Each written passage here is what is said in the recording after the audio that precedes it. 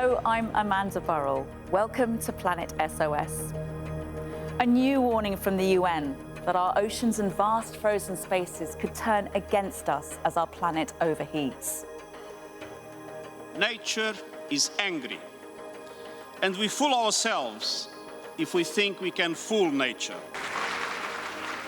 The head of the UN implores governments to act. Millions of people around the world take to the streets for some of the largest climate protests in history. And we'll meet people tackling the environmental damage on their doorsteps.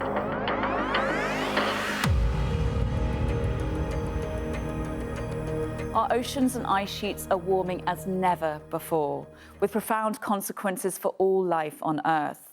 That's the warning from the latest report by the UN's Intergovernmental Panel on Climate Change, the IPCC. And it really makes for pretty grim reading, with forecasts of glacial melt, rising sea levels, intense storms, loss of marine life, unless we curb global warming urgently. The 900-page study is the work of more than 100 scientists from 36 countries. They insist that while some impacts are inevitable, there is still time to act to avoid the worst. The ocean and the cryosphere are critical for all life on Earth. All this report has shown that if greenhouse gas emissions continue to increase, global warming will drastically alter the ocean and the cryosphere. However, if we reduce emissions sharply, consequences for people and their livelihoods will still be challenging, but they will be potentially more manageable for those who are most vulnerable. Well, there are some pretty striking findings here. Our oceans have taken up 90% of the world's excess heat. They've been warming for half a century and expanding as they do so. And they've also been absorbing up to 30% of CO2 emissions, which is making them more acidic. Around 15% of marine animals are likely to disappear by the end of the century, and there's a really high risk that warm water coral reefs will vanish altogether. If emissions are not curbed, 70% of the Earth's permafrost will melt, releasing billions of tons of CO2 and methane into the atmosphere. Ice sheets and glaciers in mountain regions and at the poles will thaw further too, hitting people first with too much water and then leaving them with too little as the fresh water pours into the seas. Severe floods that used to happen once every century could hit every year by 2050. And sea levels will rise. Low-lying coastal regions and cities will be swamped, like the city of Shanghai, home to 24 million people. Here it is now, and in a 3-degree world. Should temperatures rise further, some island nations will simply cease to exist, and many of us will join the growing number of climate refugees. Rising global temperatures are already causing glaciers and ice sheets to melt in Pakistan, and many of those downstream live in fear of catastrophe. Priyanka Gupta reports. This dark wall of ice creeps closer to the village of Hassanabad every day. The Shishpur Glacier is 15 kilometers long and as wide as 14 football pitches. It's moving as much as 4 meters a day, quicker than any other glacier in the world, and churning solid ground into a river of mud. Local villagers are scared. We are under constant threat from these glaciers and are very much worried not only about ourselves but also about our farmlands and prosperity, which is the main source of our living. There are more than 5,000 known glaciers in the mountain ranges of Pakistan. Many are melting. More than 3,000 glacial lakes have appeared. 33 of them are at risk of overflowing and causing major floods. 7 million people live in their path. An early warning system is being installed in remote areas, but there are many challenges. It's complicated to get the equipment in. It's complicated to know how to set it up. So in designing the project and putting in monitoring facilities and working with the community, it's not an easy thing to do. These GLOF projects should go ahead quickly because they represent a risk to people. It's not glaciers in Pakistan under threat. Researchers warn that 36% of glaciers all along the Hindu Kush and Himalaya mountain range will melt by 2100 if governments don't do enough to stop global warming. For the people of Hassanabad, that's happening right now. Priyanka Gupta, Al Jazeera. Let's go now from the mountains to the sea, to one of the front lines of the battle to save our marine life. Nick Clark is with a team of scientists on a Greenpeace expedition off South America. Yes, we're on a unique expedition charting unexplored waters, exploring a newly discovered area of reef about 130 odd kilometres off the shores of French Guiana. The mouth of the Amazon is about 500 kilometres in that direction. And if you look up, you can see our ship, the Greenpeace campaign vessel Esperanza. They're conducting all manner of research, from the seabed to the surface, and building the case for introducing marine protected areas to 30% of the world's oceans by 2030. This is all part of the measures scientists say need to be taken to help protect the living world from the worst effects of climate change. Well, earlier I spoke to Serge Plain, who's from the French Centre for Scientific Research, and first asked him about his area of expertise, the coral reefs. Yes, coral reef will change a lot. Yes, coral reef will be transformed. There are species that clearly are not going to pass this overeating sort of scenario, and there are species that will disappear and or will become marginal or very restricted, and we won't be sort of the habitat structuring species that we see now. And so in the end, we'll have probably coral reef that will be completely transformed, much less diverse, much less diversity in terms of coral. Coral being the taxa that sort of structure the entire ecosystem. So in the end, it's the entire ecosystem that will be transformed. And the coral reef, like we've seen them now, like we've seen them for the last century, will probably be dramatically changed in the next 50 years. In the context of the IPCC, you get to worry about life have been able in several centuries and millennium to adapt to different habitat, and then suddenly we're changing that habitat, we're transforming that habitat, and so the end of the end up of those fauna, we don't know exactly, but clearly they'll be strongly affected. Coral reefs, the entire base of one marine ecosystem, and one that's facing enormous change and pressure from climate change, and emphasising the importance of research, the like of which we're seeing here on the Esperanza, in the bid to mitigate the effects of climate change. For more on the IPCC report, I'm joined from Copenhagen by Professor Jason Box. He's an ice climatologist at the Geologic Survey of Denmark and Greenland, whose research has been quoted extensively in the study. Professor Box, thanks so much for joining us. Looking at the report, it reads like a catalogue of disasters: glacial melt, sea level rise, extreme weather, refugees. It's a pretty apocalyptic sounding scenario. Is it as bad as all that? I think what stands out is the coherence of the story, and that is because the climate changes are no longer subtle. Just a decade or two ago, the story was more uncertain because the climate system was still coming out of the noise. But now we're at a point where we see across the climate system, and including ecosystems, really dramatic changes, and unfortunately, we expect them to intensify. You've been studying Greenland and the Arctic for many years now. What are the major changes that you're noticing there, and what is the impact of them? We used to look at these individual elements. Now we see the system changing. We see Arctic changes radiating out of the Arctic. That is, weather patterns in the mid-latitudes are affected by the Arctic, which is warming twice as fast as the globe. That is slowing down the jet stream, causing slower moving weather patterns, and that is precisely what produces drought or floods, even periods of extended cold weather. This is the fourth of 4 UN reports in the past year. We've had biodiversity loss, land use, and the 1.5 degrees centigrade warming report. When you look at all these reports together through your scientists' eyes, what do you see? I think my biggest concern is about food security and water security. The threats from drought on food and water security will already be felt now. Sea level rise, that is a problem on the horizon. And one question I'm really interested in is, have you seen a massive collapse of a glacier? Have you seen ice falling into the sea, and how does that feel? I have been traveling to Greenland the last 25 years. I've been able to witness some landscape changes, the retreat of glaciers out of fjords that really surprised me. This year, for example, we were walking down a glacier and we walked past a giant hole that had formed in a glacier that used to be very convenient for us to walk down. And I understood from local people that that occurred in the last few weeks.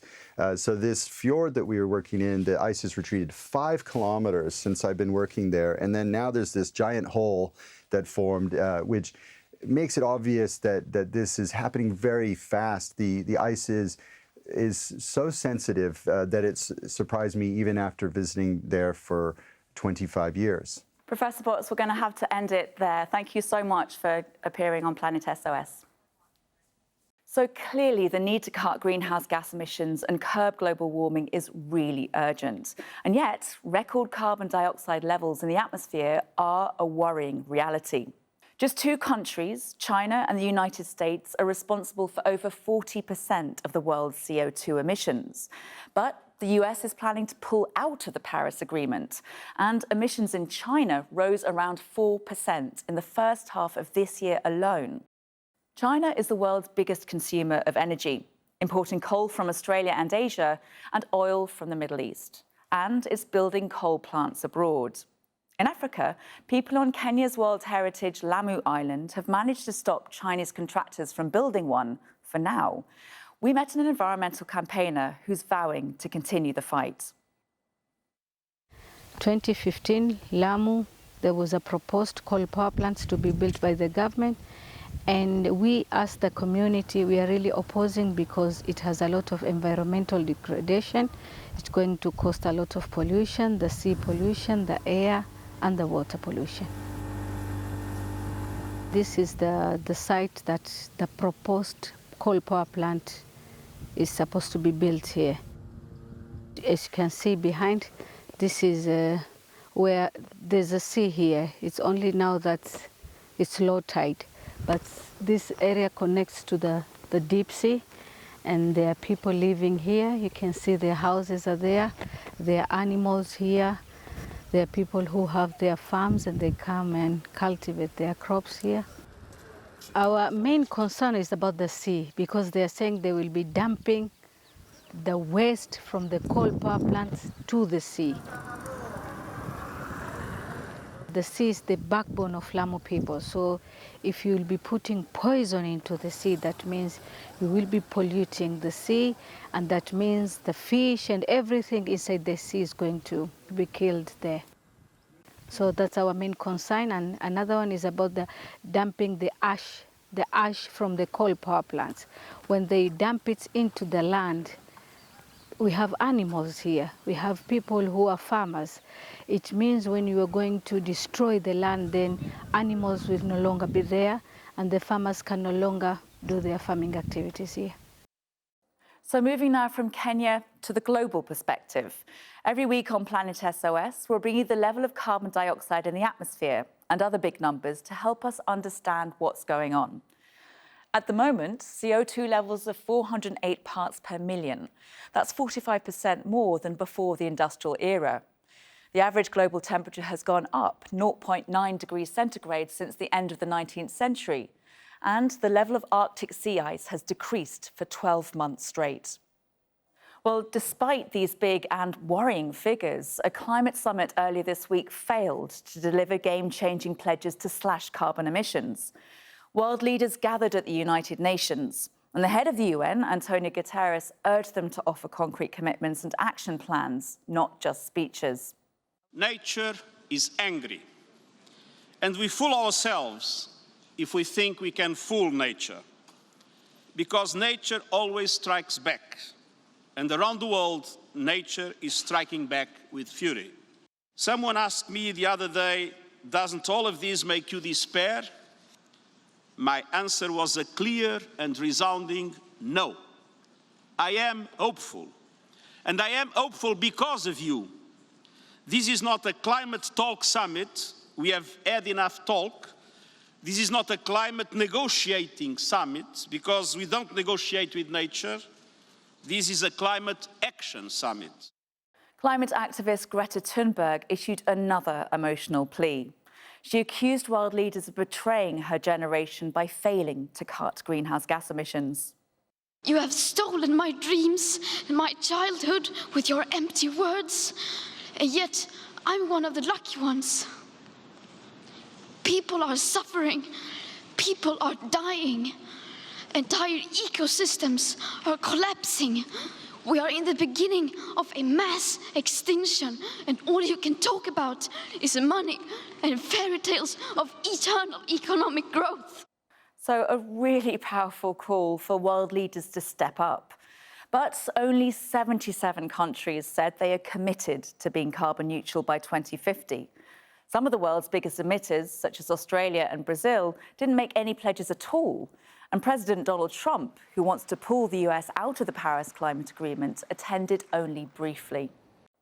Now, Gulf states make up 3 of the top 4 emitters when carbon emissions are assessed on a per capita basis.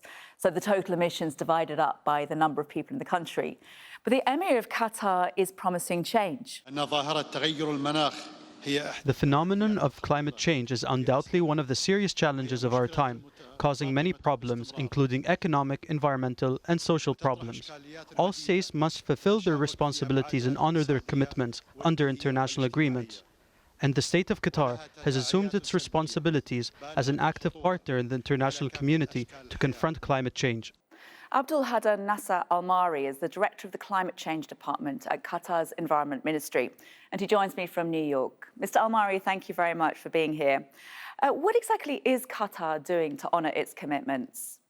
Qatar's commitment is in line with the vision of Qatar 2030 and the belief and the understanding of the government that climate change is a very important issue, and it's a cross-border phenomena that need to have all efforts and solidarity to achieve a meaningful outcome and approach to implement the climate action and Paris Agreement. Well, the challenge is, if Qatar is to stick to its 2030 vision of economic development plus environmental protection, and also to reach the carbon neutrality required by the Paris Agreement, then that's impossible if it continues to depend on fossil fuels, which are the base of its economy. And yet the switch to renewable energy here seems to be rather slow.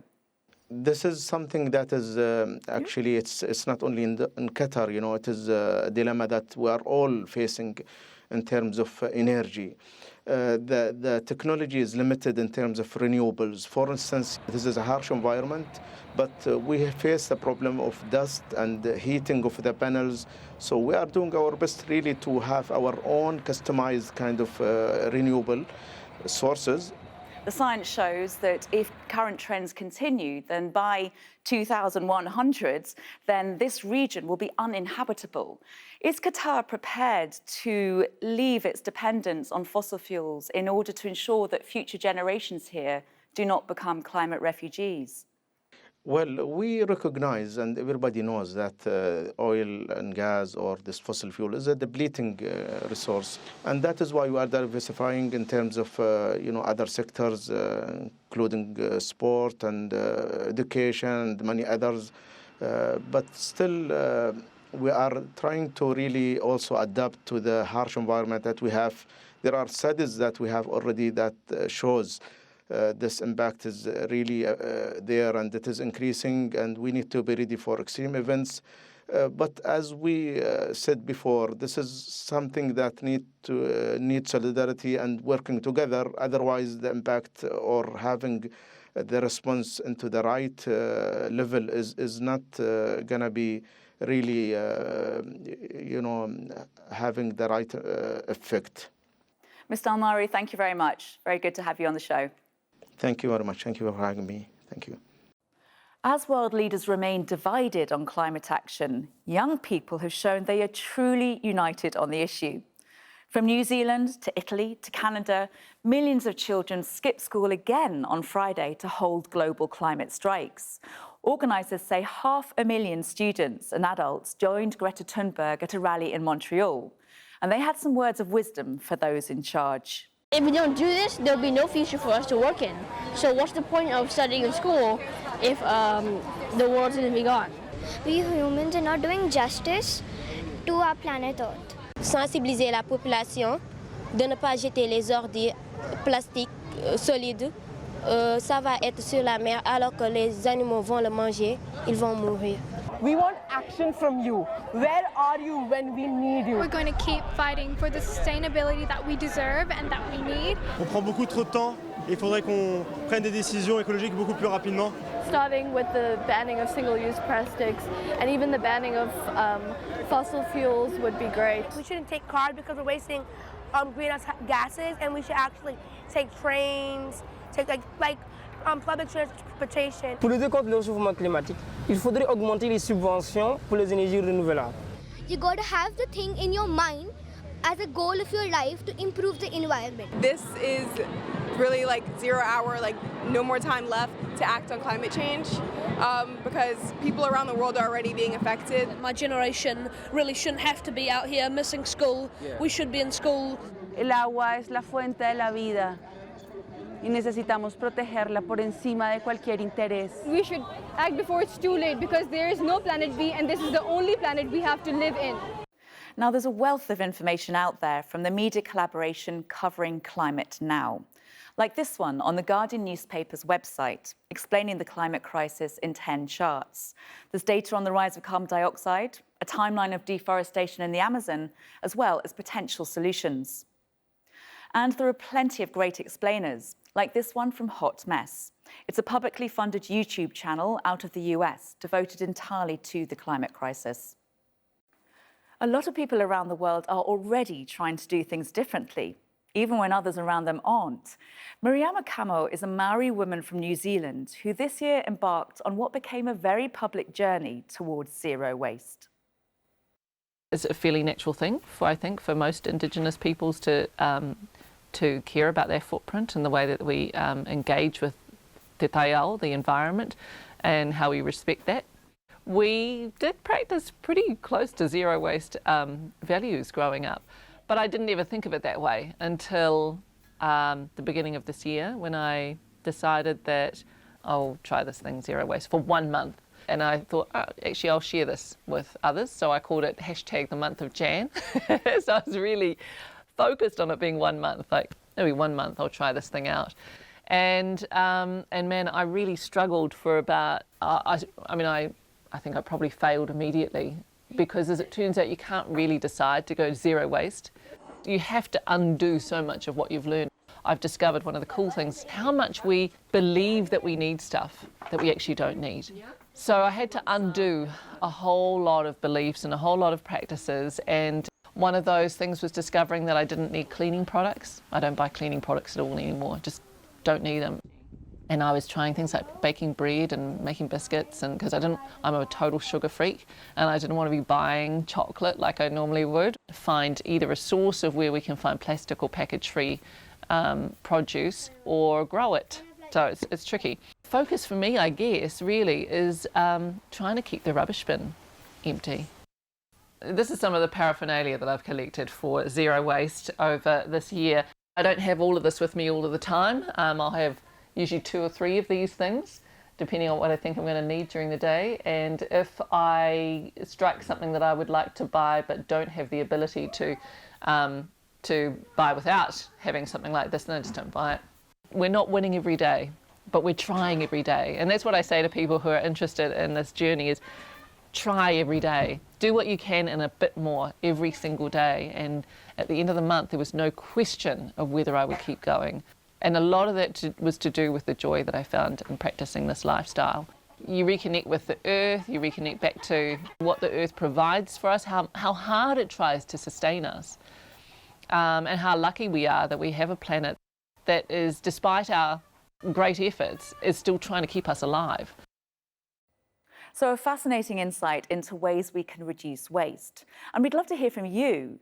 What are you and those around you doing to minimise your impact on the planet? You can get in touch with us on social media. The hashtag is AJPlanetSOS. And next week on the programme, we'll look at the global effort to protect the natural world. 1 million species, that's more than 12% of all known life, are on the brink of extinction. We'll look at what's been done to redefine our relationship with the Earth and its resources. That's it for Planet SOS this week. From me, Amanda Burrell, and the whole team, goodbye for now. Bye.